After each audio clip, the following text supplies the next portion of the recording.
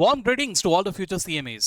सो दोस्तों, आज आपके सीएमए जर्नी का पहला दिन है ना।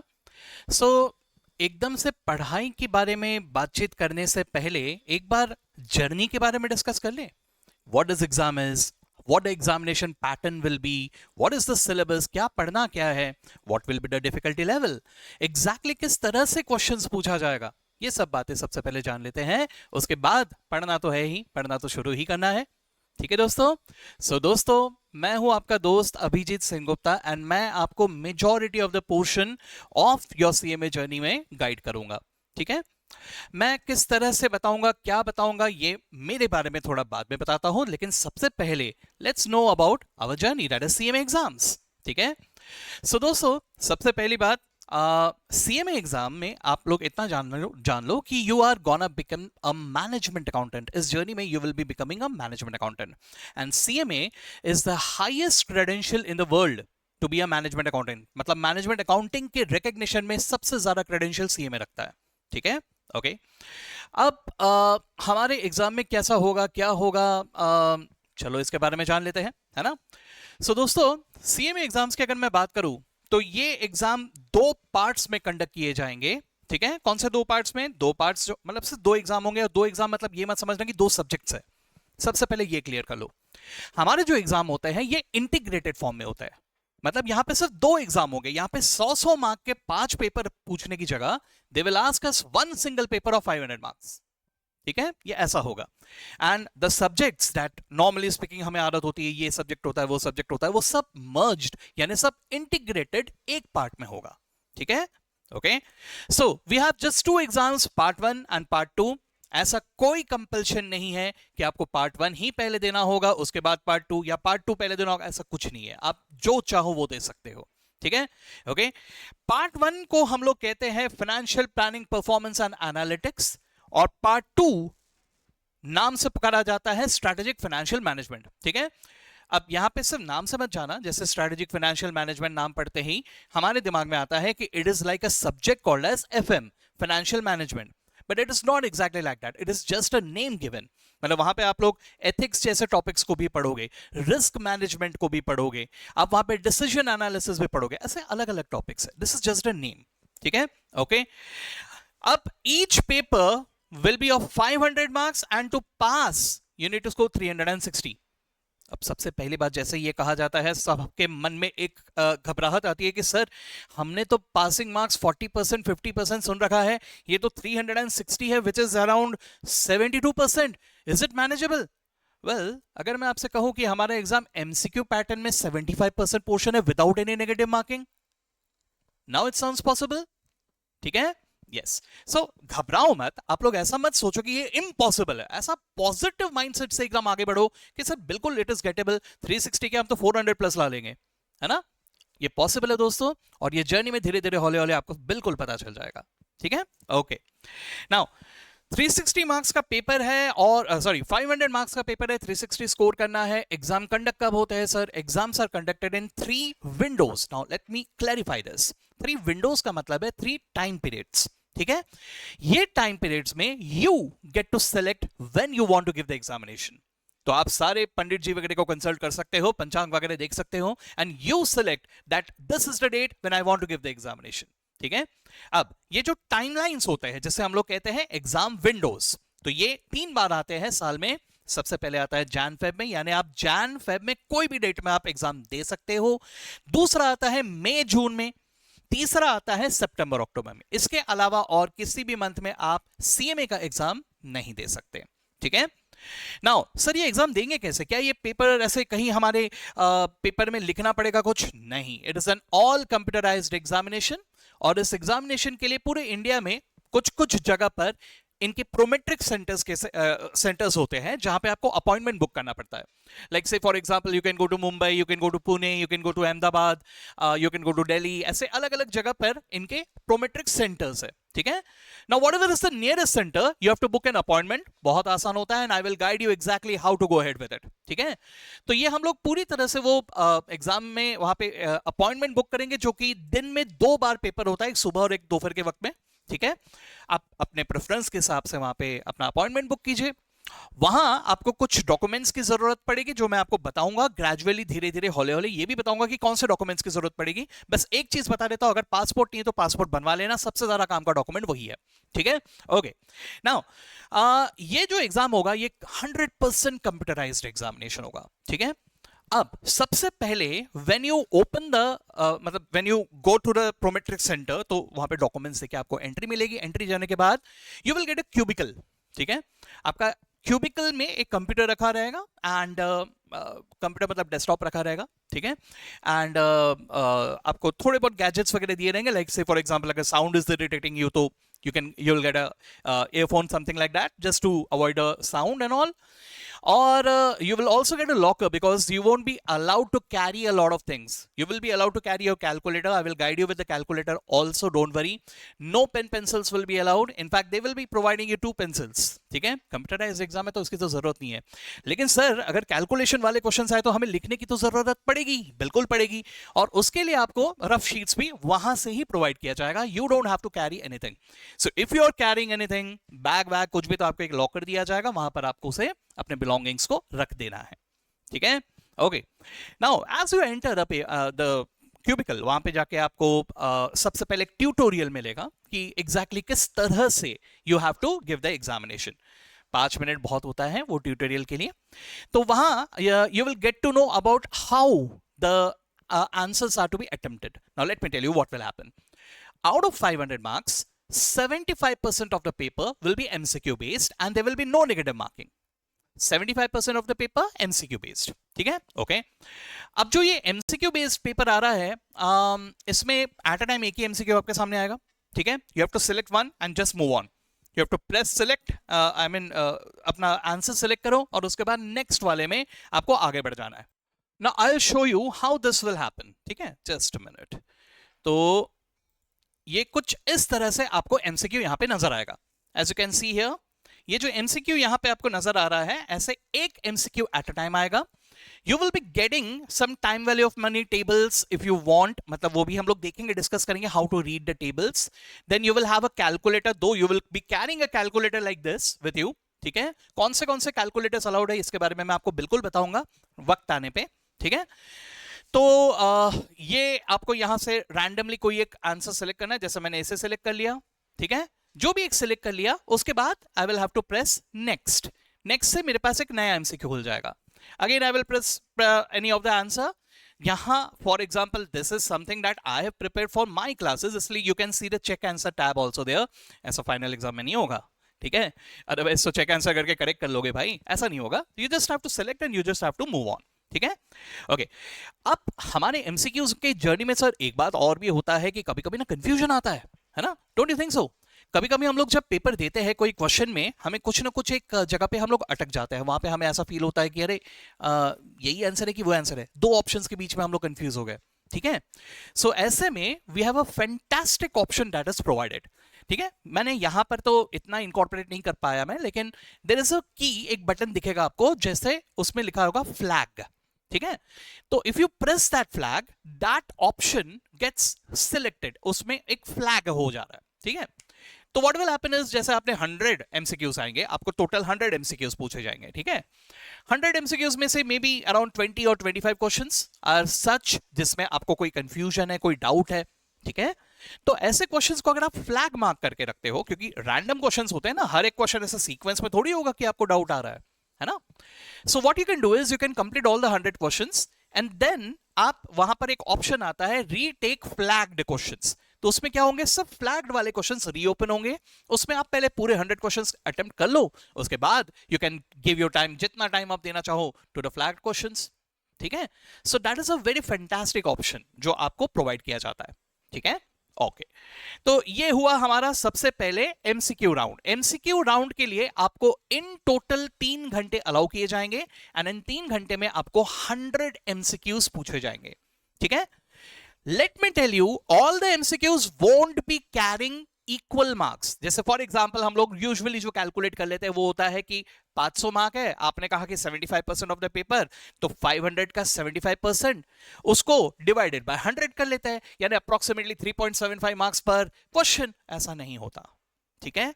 सो हमारे क्वेश्चंस जो होते हैं वो ग्रेडेड होते हैं। ग्रेडेड का मतलब क्या हुआ, सिंपल भाषा में अगर मैं आपको कहूं तो जो क्वेश्चंस इजी होंगे उसके मार्क्स भी कम होंगे, जो क्वेश्चंस थोड़े ज्यादा ट्रिकी होंगे या ज्यादा लेंथी होंगे उसके मार्क्स भी ज्यादा होंगे। So it is quite possible that some MCQ might carry just as low as 2 marks, और वहीं पे कोई एक एमसीक्यू ऐसा भी हो सकता है जिसमें शायद 15 या इवन 20 मार्क हो। ठीक है। सो आपको यहां स्कोर तो करना है ग्रेडेड बेसिस से, लेकिन the point is that out of 100 MCQs minimum 50 MCQs आपके सही होने जरूरी है। मैंने ये नहीं कहा कि 50% ऑफ द मार्क्स आना जरूरी है, मैंने कहा 100 एमसीक्यू में से कम 50 से ज्यादा यानी कम से कम 51 एमसीक्यूज आपके सही होने जरूरी है। सर ऐसा क्यों सर? अगर ऐसा रहा तो ही उसका अगला विंडो ओपन होगा जिसे हम लोग कहते हैं द केस बेस्ड क्वेश्चंस। ठीक है, now I will show you how that is. तो जैसे कि आप यहां पे देख पा रहे हैं, अभी इस तरह का आपको एक केस सिनारियो दिया हुआ रहेगा। Don't try to attempt it right now, अभी तक पढ़ना शुरू नहीं किया, just I am showing you कि कैसा आएगा, है ना। सो अगर आप इसको देखोगे यहां पे ध्यान से तो सबसे पहले केस स्टडी दिया हुआ है आपको, राइट।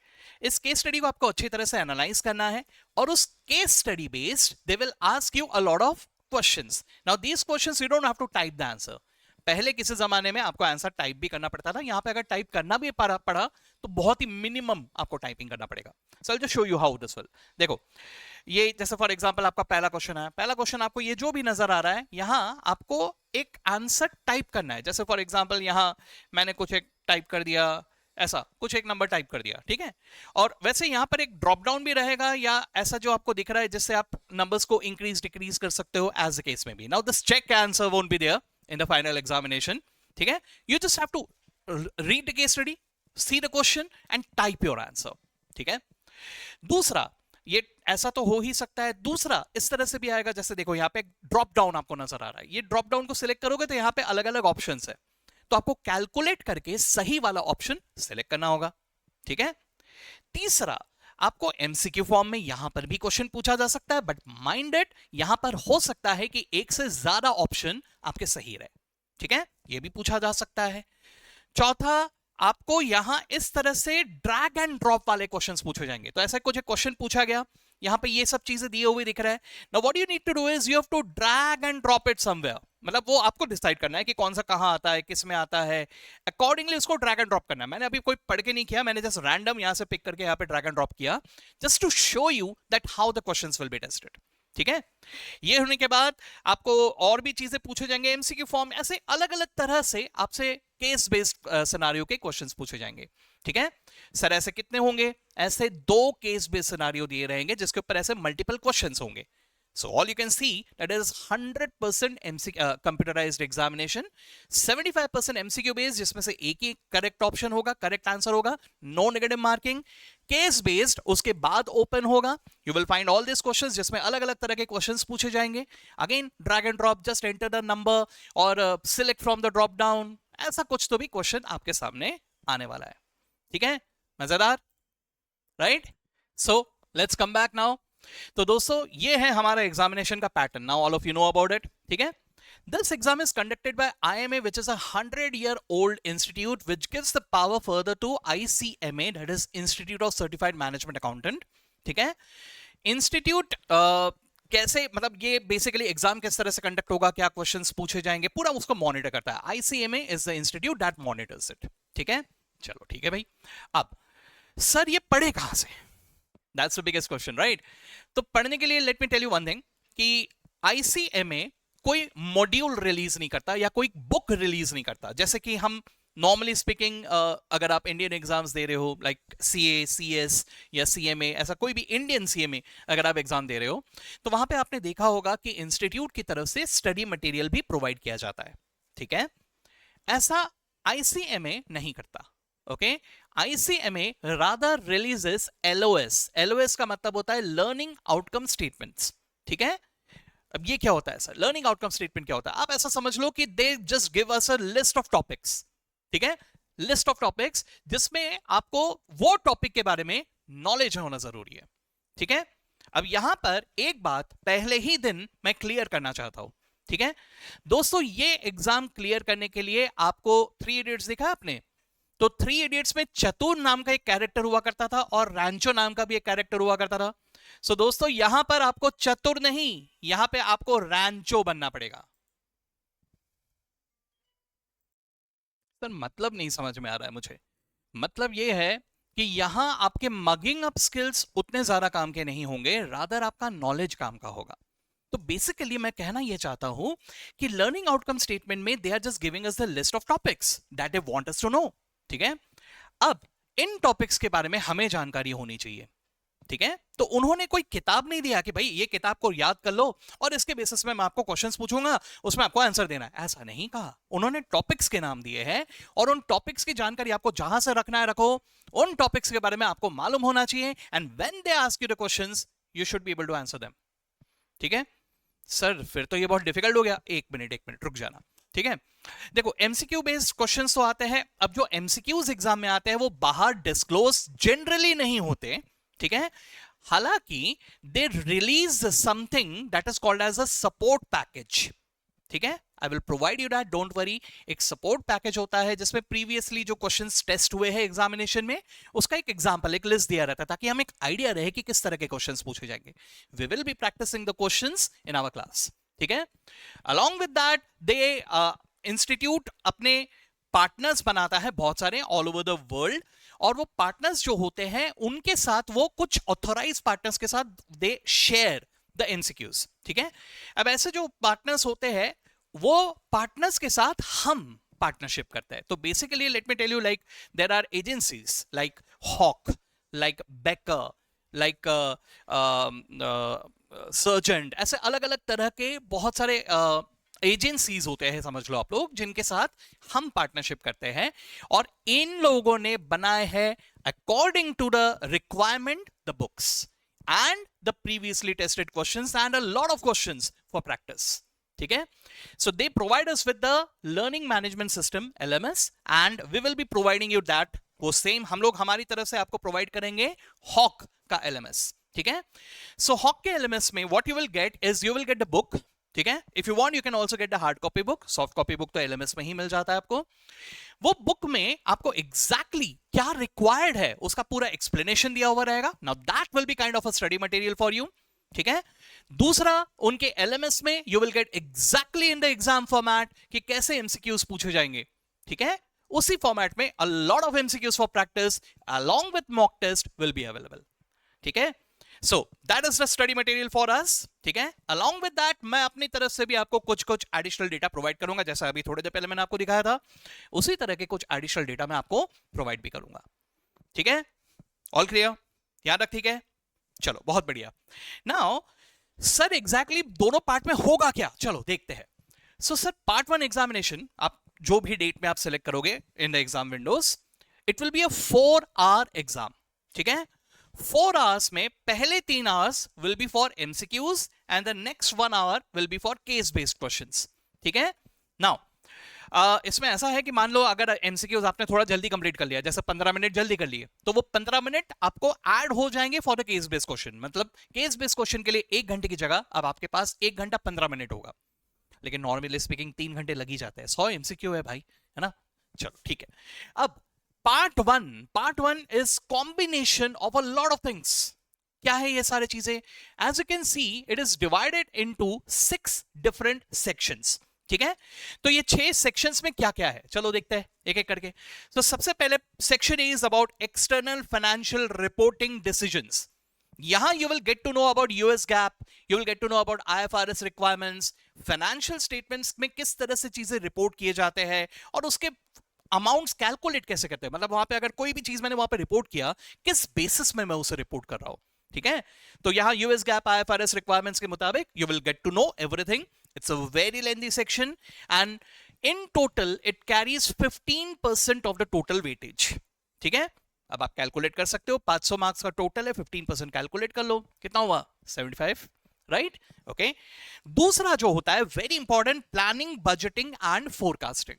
ठीक है, one of the major roles that a CMA plays is FPNA. ठीक है, फाइनेंशियल प्लानिंग एंड एनालिटिक्स, ये सब जो होता है, तो ये वाला पार्ट में बहुत मेजर एक पार्ट रोल होता है सीएमए का। सो बजटिंग फोरकास्टिंग में आप यही स्किल्स को डेवलप करोगे, ठीक है। It carries around 20% of the total weightage. तीसरा, performance management, another core area of a management accountant, ठीक है, that's another skill area where CMAs are in lot of demand. तो यहां लगभग 20% का आपको वेटेज होगा। Just to give you an idea, यहां पे आप परफॉर्मेंस कैसे मेजर किया जाता है, कैसे वेरिएंस कैलकुलेट करते हो, सही तरीके से कैसे परफॉर्मेंस इवैल्यूएशन किया जाता है, you will get to know about that, ठीक है। चौथा जो है, another very very important area, cost management. It carries around 15% weightage. यहां पे you will get to know about cost management, cost calculation, not just calculation, उसके basis में how to manage it, you will get to know that, ठीक है। अगला है internal control, ठीक है। तो इंटरनल कंट्रोल के ऊपर लगभग 15% वेटेज है। अब इंटरनल कंट्रोल नाम से ही समझ में आ रहा है व्हाट इट विल बी। उसके अलावा आजकल जो बहुत ज्यादा रिक्वायर्ड है, and that is analytics, technology and analytics, data analytics and everything, you will get to know about that. It will again contain around 15% of the weightage, ठीक है। अब सर, क्या आप मार्क्स सेक्शन वाइज है कि ये section में कम से कम इतना होना चाहिए, वो सेक्शन में कम से कम इतना आना चाहिए? नहीं, ऐसा कुछ भी नहीं है, ठीक है। ये सब को सब मिला के आपको 500 मार्क का पेपर पूछा जाएगा, and to score, to pass, you just need 360, है ना। अब सर, इसमें से किसमें से एमसीक्यू आएगा, किसमें से केस बेस्ड क्वेश्चन आएगा, दैट इज नॉट डिस्क्लोज्ड। वो कहीं से भी कुछ भी आएगा, ठीक है। और इतना भी बता दूं कि ये जो परसेंटेज है, मैंने जो पास्ट एक्सपीरियंस किया है, थोड़ा ऊपर नीचे इसमें भी होता है। जिसमें 15% बोला है उसमें शायद थोड़ा 20% क्वेश्चन पूछ ले, जिसमें 20% बोला उसमें शायद 15% पूछ ले, ऐसा होता है। जो मैं ग्रेजुअली आपको बताता हुआ चलूंगा, कौन से एरिया में आपको बहुत ज्यादा फोकस करना है, कौन से में मॉडरेट फोकस करना है, और कौन से में थोड़ा कम फोकस किया तो भी चलेगा, ये सब एरियाज में आपको गाइड करता हुआ चलूंगा, ठीक है। So that's part 1 for you. अब इसी तरह से part 2 exam, that's also a 4 hour examination, exactly same pattern, ठीक है। यहां पर भी section A, you get to know about financial statement analysis, ठीक है। तो you will be learning about ratios, और इनकी मदद से कैसे जो भी हमारे सामने फाइनेंशियल स्टेटमेंट्स आता है उसको एनालाइज कैसे करना, you will get to know that, ठीक है। दूसरा है कॉर्पोरेट फाइनेंस, ठीक है। तो यहां आप फाइनेंस के बारे में सब चीजें लिखोगे, ठीक है। तीसरा है डिसीजन एनालिसिस, जो मैं पर्सनली मानता हूं सबसे ज्यादा इंपॉर्टेंट है, ठीक है।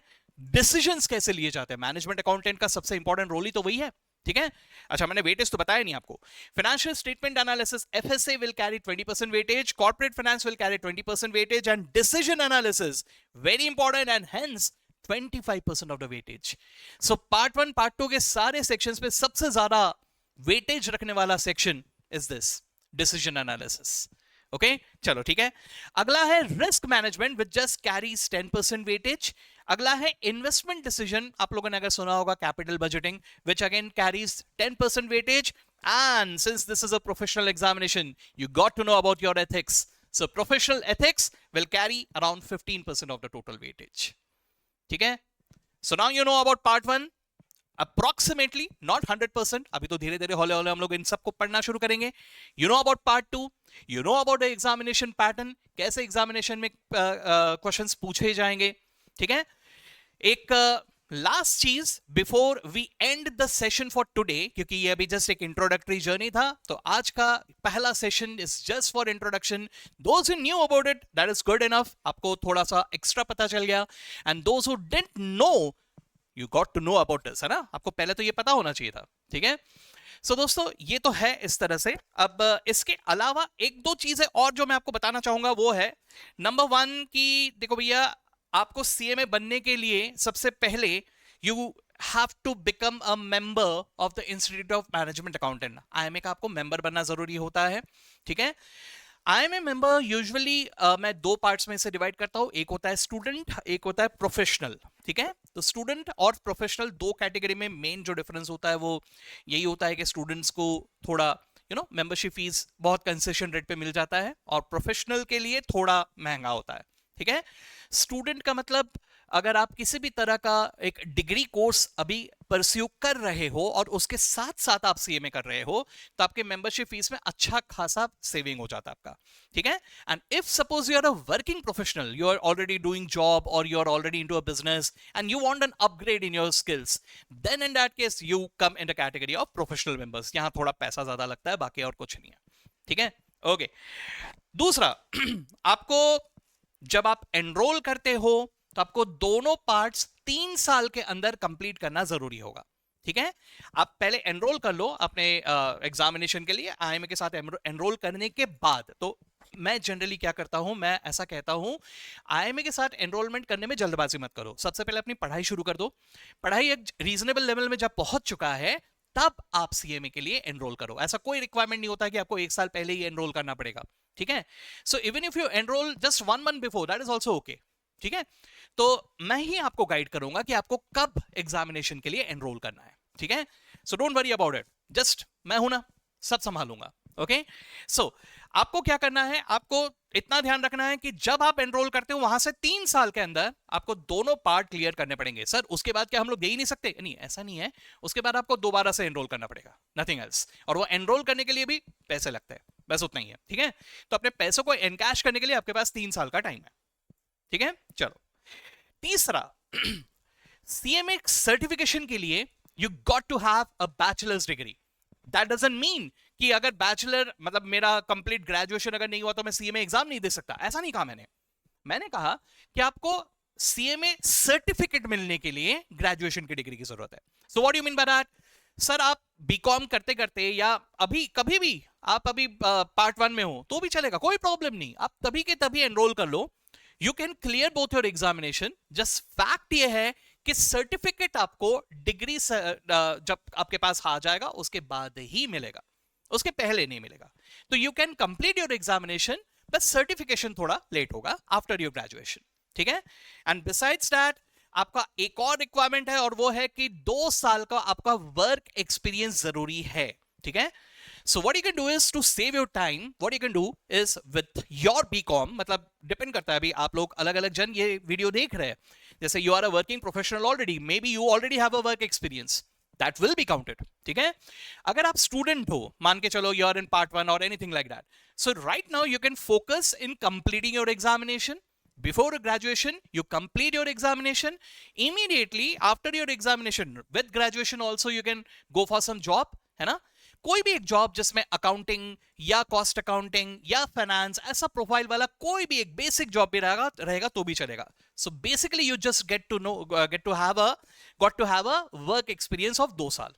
ठीक है, अच्छा ये वर्क एक्सपीरियंस आपको 7 साल के अंदर कंप्लीट कर लेना होगा। कहने का मतलब when you enrol for CMA तो या तो उसके पहले आपका ग्रेजुएशन एंड वर्क एक्सपीरियंस हो जाना चाहिए, या तो फिर once you enrol for CMA 7 साल के अंदर you got to have a bachelor's degree graduation and you got to have a 2 years work experience. 7 साल का टाइम पीरियड है। नाउ एग्जाम देने के पहले भी अगर आपके पास बीकॉम का डिग्री है या मान के चलो you already have a work experience, that is a plus point. In that case आपको सिर्फ एग्जाम देना है, सर्टिफिकेट लेना है, निकलो भी। 1 साल में आपका सब कुछ हो जाएगा, मैक्स 1 year। ठीक है, but if that is not the case, आपका ग्रेजुएशन अभी कंप्लीट नहीं हुआ है, then you can give the examination, you can get your work experience और उसके बाद जाके आपके पास ये सर्टिफिकेट आएगा। ठीक है, so that is all. Okay, so यहां हम लोगों ने सब जान लिया about our journey, our CMA examination. दूसरी बात, अब ये सब जान लेने के बाद let me tell you about myself. So दोस्तों, I am myself am a CMA. ठीक है, मैं खुद इस जर्नी को देख चुका हूं, एक्सपीरियंस कर चुका हूं और पिछले 5 साल से ज्यादा हो चुके हैं। I am guiding the students, जिनमें बहुत सारे अच्छे स्कोर्स मैंने देखा हुआ है। Students have scored very well. यहां तक कि ऐसा भी हुआ है कि सिर्फ सीएमए के नॉलेज के दम पे they have pursued some other courses like CPA, और वो भी उन लोगों ने फ्लाइंग कलर्स के साथ क्लियर किया हुआ है। So that is the same thing that will happen with you. दूसरी बात, यहां पर मैं एक और बात आपको कहना चाहूंगा कि डिपेंड्स कि आप किस तरह से आगे बढ़ रहे हो। अगर मान लो योर फंडामेंटल्स आर क्लियर, ठीक है, your foundation is very clear, you know about accounting and everything, specially यहाँ पे तो यूएस अकाउंटिंग आएगा। ठीक है, तो अगर आपको इन सब के बारे में एक अच्छा खासा नॉलेज है, then you can directly pursue your CMA with me. ठीक है, बट एक और बात, अगर मान के चलो your foundations are not very clear, ठीक है, देन सीएमए एग्जामिनेशन के लिए 2 रूट होते हैं। One is the direct route, दूसरा होता है द एफएमएए रूट। ठीक है, इसके बारे में बहुत कम जन जानते हैं। We are the authorised only silver partners of IMA for FMA examination. So let me tell you that FMA is the second route. Second route यानी it is like a foundation route. तो FMA में what you get to know is US accounting का basic, like US journal entries कैसे होते हैं, US ledger posting कैसे होते हैं. अगर आप सोच रहे हो कि सर जैसा इंडिया में होता है exactly वैसा होता है, exactly तो नहीं, हाँ मिलता जुलता जरूर है लेकिन काफी कुछ अलग भी है. ठीक है. So you will get to know about that. You will get to know about the US GAAP. You'll get to know about the IFRS. Then cost accounting के बारे में मुझे मालूम नहीं है सर, तो उसका बेसिक क्या होता है, you will get to know that. सिर्फ फाइनेंस का बेसिक्स नहीं मालूम तो आपको उसका बेसिक पता चलेगा. सीएमए के जर्नी में जो भी चीजें पढ़ रहे हो उनका एक फंडामेंटल, उनका एक basic you will get to know in FMA examination. So if you want to know about it, just tell me, I will guide you accordingly. ठीक है. Okay, so that's all about it. So सबसे पहली बात हम लोगों ने आज के जर्नी में, आज के क्लास में ये जान लिया कि हमारा जर्नी कैसे रहने कैसे वाला है, सीए में बनना कैसे है, क्या होगा, ये सब कुछ हम लोगों ने जान लिया. ठीक है. अब next lecture onwards let's start with the studies. Okay, so I want you all to come in the next lecture with a smile in your face, register with you, and if possible, the calculator. If you already have, and if you don't have, I will just show you this calculator. You can buy this one. ठीक है. Or I will also guide you कि what are the different calculator options. Like this one is also allowed, but which one should you buy? इसके बारे में भी मैं आपको पूरी तरह से गाइड करूंगा. Alright? Okay, guys. So signing off for now. See you in the next lecture, and let's begin with the studies. Alright? All the best to all of you.